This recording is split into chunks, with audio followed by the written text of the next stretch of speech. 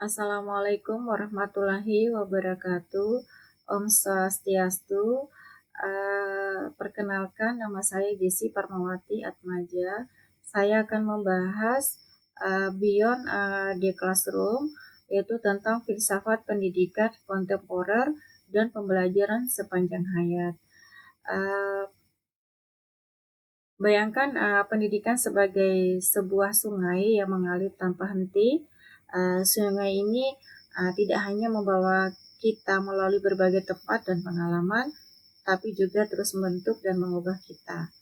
Filsafat pendidikan kontemporer mengajak kita untuk menyelami sungai ini untuk merangkul pembelajaran sepanjang hayat sebagai bagian integral dari perjalanan hidup kita. Dalam lanskap global yang terus berubah dalam berkembang pesat, konsep pendidikan tradisional yang terbatas pada ruang kelas dan periode waktu tertentu semakin terasa tidak memadai.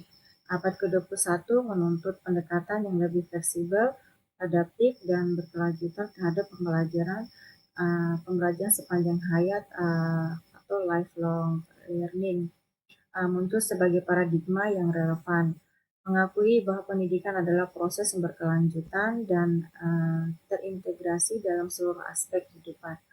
Misalnya pendidikan kontemporer menawarkan kerangka kerja teoritis yang kaya untuk memahami, mempromosikan, dan mengimplementasikan pembelajaran sepanjang hayat secara efektif.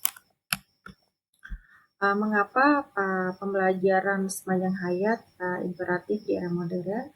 Beberapa faktor utama yang mendorong pentingnya pembelajaran sepanjang hayat, yaitu yang pertama, percepatan perubahan teknologi, yang kedua, globalisasi dan persaingan, yang ketiga, perubahan demografis dan penuaan populasi, yang keempat, kebutuhan akan pengembangan diri dan aktualisasi diri, yang kelima, tantangan-tantangan global yang kompleks. Filsafat pendidikan kontemporer memandu pembelajaran sepanjang hayat.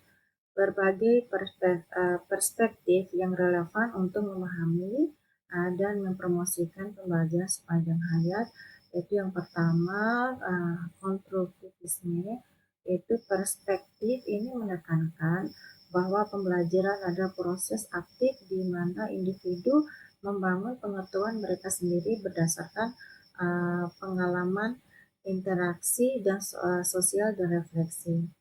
Pembelajaran sepanjang hayat harus berpusat pada peserta didik, memberikan kesempatan untuk eksplorasi, eksperimen, dan kolaborasi.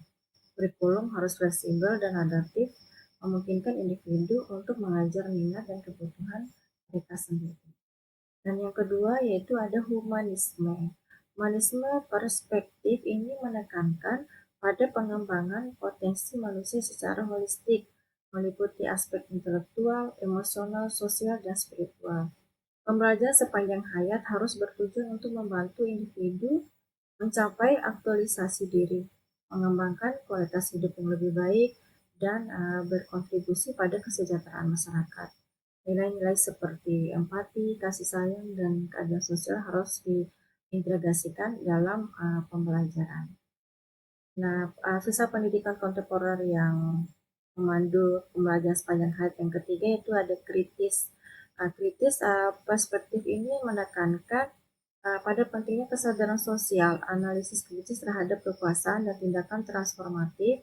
Pembelajaran sepanjang hayat harus membantu individu untuk memahami dan mengatasi masalah-masalah sosial seperti ketidaksetaraan, diskriminasi, dan penindasan. Individu harus didorong untuk menjadi agen perubahan yang aktif dalam komunitas mereka. Dan ada yang keempat yaitu postmodernisme, yaitu perspektif ini menantang gagasan tentang kebenaran universal, pengetahuan objektif, dan narasi-narasi besar. Pembelajaran sepanjang hayat harus mengakui keberagaman perspektif, pengalaman, dan identitas. Dialog, refleksi, dan dekonstruksi harus digunakan untuk mengungkapkan asumsi-asumsi yang mendasari pengetahuan dan praktik. Dan yang kelima yaitu teori pembelajaran transformatif, yaitu teori ini menekankan bahwa pembelajaran yang paling bermakna adalah pembelajaran yang mengubah cara kita berpikir, merasa, dan bertindak. Pembelajaran sepanjang hayat harus memberikan kesempatan untuk refleksi mendalam, eksplorasi nilai-nilai, dan pengembangan perspektif baru. Proses pembelajaran harus menantang asumsi-asumsi kita dan mendorong kita untuk tumbuh dan berkembang sebagai individu. Implementasi pembelajaran sepanjang hayat, strategi dan praktiknya antara lain yang pertama yaitu pendidikan formal, yang kedua pendidikan non formal, yang ketiga pendidikan informal, ada pembelajaran daring, pengembangan profesional, dan pembelajaran mandiri. Tantangan dalam peluang menuju masyarakat pembelajaran sepanjang hayat ini adalah tantangannya yaitu yang pertama akses yang tidak merata. Tidak semua individu memiliki akses yang sama terhadap kesempatan belajar. Faktor-faktor seperti kemiskinan, diskriminasi, dan lokasi geografis dapat membatasi akses di pendidikan dan pelatihan. Dan tantangan yang kedua itu kurangnya motivasi. Nah, beberapa individu mungkin kurang termotivasi untuk belajar karena berbagai alasan, seperti kurangnya minat, kurangnya percaya diri, atau kurangnya dukungan sosial. Nah, tantangan yang ketiga yaitu keterbatasan waktu. Keterbatasan waktu, banyak individu merasa kesulitan untuk menemukan waktu untuk belajar di tengah kesibukan pekerjaan dan keluarga. Tantangan yang keempat, biaya pendidikan. Biaya pendidikan dan pelatihan dapat menjadi penghalang bagi beberapa individu. Dan tantangan yang kelima yaitu kurangnya pengakuan. Keterampilan dan pengetahuan yang diperoleh melalui pembelajaran formal seringkali tidak diakui oleh pemberi kerja atau lembaga pendidikan. Tantangan yang berikutnya yaitu teknologi, ada kebijakan publik, kemitraan, dan kesadaran masyarakat. Nah, pada tantangan teknologi dapat digunakan untuk memperluas akses ke pendidikan, membuat pembelajaran lebih terjangkau dan fleksibel, dan mempersonalisasi pengalaman belajar. Nah, tantangan kebijakan publiknya yaitu pemerintah dapat membuat kebijakan yang mendukung pembelajaran sepanjang hayat seperti memberikan insentif pajak untuk pendidikan, menyediakan beasiswa dan pinjaman, dan mengakui keterampilan yang diperoleh melalui pembelajaran informal. Nah, tantangan kemitraan yaitu sekolah, universitas, perusahaan, organisasi masyarakat, dan pemerintah dapat bekerjasama untuk menciptakan sistem pembelajaran sepanjang hayat yang terintegrasi dan responsif terhadap kebutuhan masyarakat. Tantangan yang terakhir yaitu kesadaran masyarakat, itu meningkatkan kesadaran meningkatkan kesadaran tentang manfaat pembelajaran sepanjang hayat dan mendorong individu untuk berpartisipasi dalam kegiatan belajar dan mengembangkan budaya pembelajaran sepanjang hayat masyarakat. Kesimpulannya yaitu membangun masa depan yang berbasis pembelajaran. Pembelajaran sepanjang hayat adalah kunci untuk membangun masa depan yang berkelanjutan, inklusif, dan sejahtera.